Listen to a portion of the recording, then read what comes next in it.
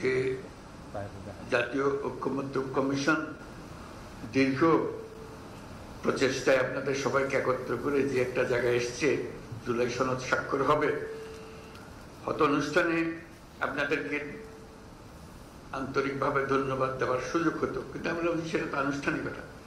আমি একান্তভাবে ধন্যবাদ দিতে চাই, ব্যক্তিগতভাবে ধন্যবাদ দিতে চাই, আমার এর মধ্যে রাখবে তোমরা। কাজে আমার এই ধন্যবাদ দেওয়াটা এটা আমার অবশ্য করণীয় মনে করে আজকে আপনাদের সামনে এসেছি।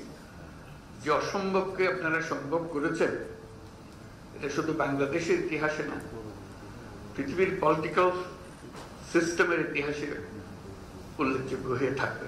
যে প্রক্রিয়ার মাধ্যমে, যে বন্ধুত্বপূর্ণ পরিবেশে কঠিন কঠিন বিষয়গুলো আপনারা আলোচনা করেছেন এবং সমাধানে এসছেন, ছেড়ে যান নাই। কারো কোনো বক্তব্য যে ভয় পেয়েছি, আমি চলে গেছি, এটা আলাপ করবো না, বেশি আলাপ করে, ওরকম না।